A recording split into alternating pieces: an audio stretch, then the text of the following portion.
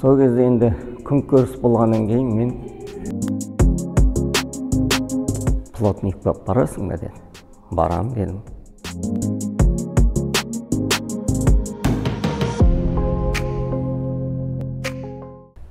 Қазір мына пай-пай жас шыбайлар бар. Енді мәңгілік бала жоқ.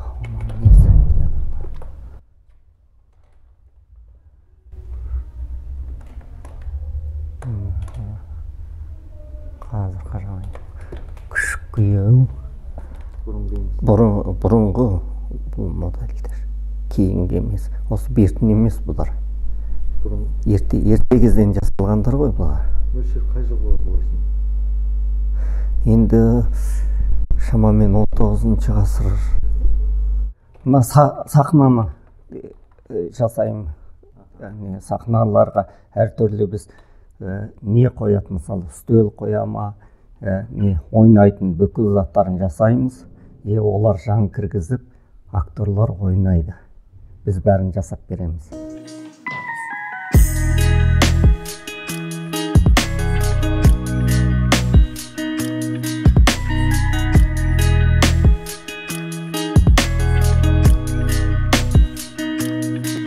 Ең алғаш осында біз Петропавл қаласына келдік. Ешқандай жұмыс болмады. Сол кезде біз базарда сауда-саттықпен айналысып жүрдік. Сол кезде енді күнкөріс болғаннан кейін мен базарда домбыра істеп сататынмын. Бір қазақ кісі келді, маған танысып, сөйлесіп, домбыраң қанша деп. Енді онда көп бағалы емес қой. 1500 теңге солай болды. 98-дегі осы Петропавлға келдік. 98-де келдік, 1-2 жыл сол саудамен айналысып жүрдім. 2000 жылы сол базарда. Сосын маған домбыраң жақсы екен, өзің істейсің бе деп сұрап, сосын енді мен жұмыс істейсің бе, жұмыс неге істемейсің бе, мен осындай жұмыс табылмай жатыр. Мен шетелден келген азаматтым, орысша жақсы білмеймін деп. Сосын жарайды, онда мен адресімді берейін, ертең маған келіп кет деп маған қағазға жазып қалдырып кетті. Сол адрес бойынша домбыраңды ала кел деді, домбырамды алып бардым. Ол күні саталғанда жоқпын.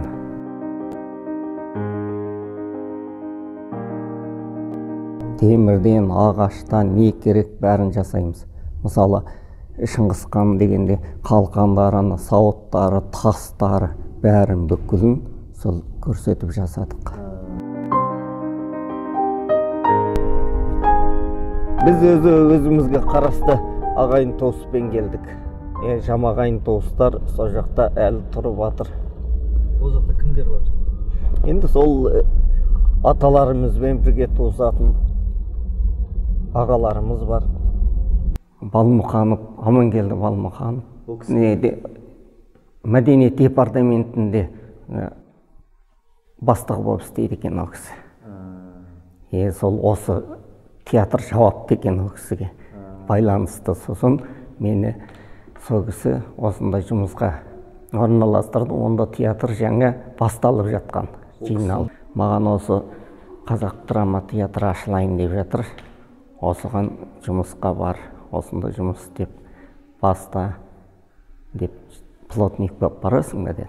Барам дедім. Сосын плотник болып келдім. Осы здания ескі болды, оның бәрін жаңарттық, ремонттадық. Сонымен жұмысымызды бастап кеттік.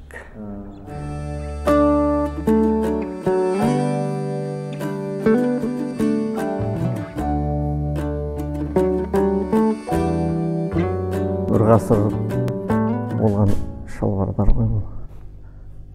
Атамыздың шалбары. Оны әжеміз қолдан жасаған, терін ейлеп, бұл қойдың терісіненейленіп жасалған.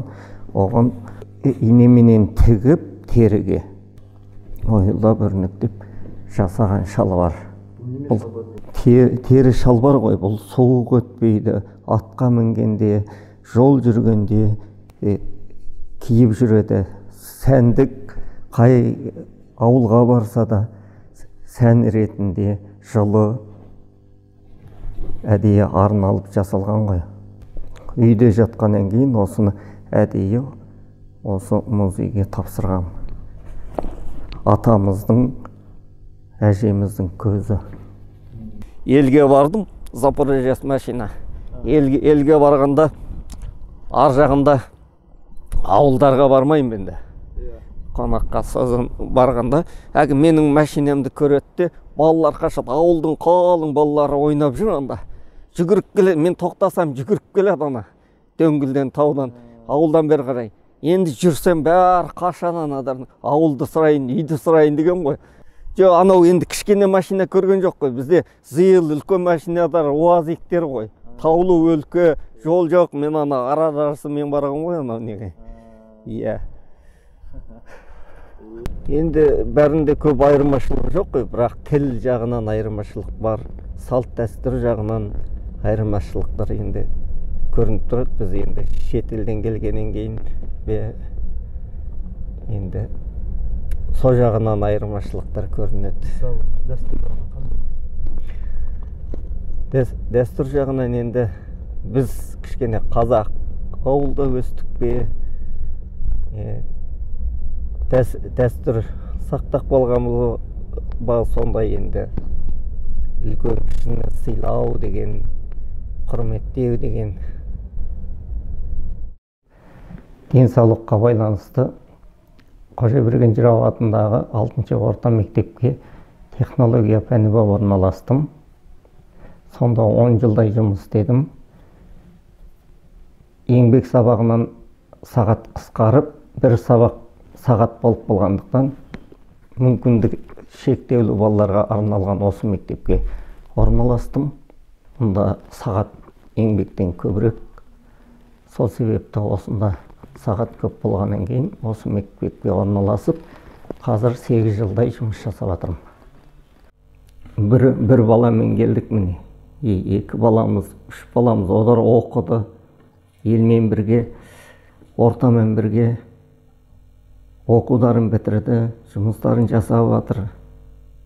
Енді бақыттымыз әрине. Мен айтар едім, енді кезінде енді бәрімізді естіп жүрдік қой, оралмаған деп. Енді қазір енді Қазақстанның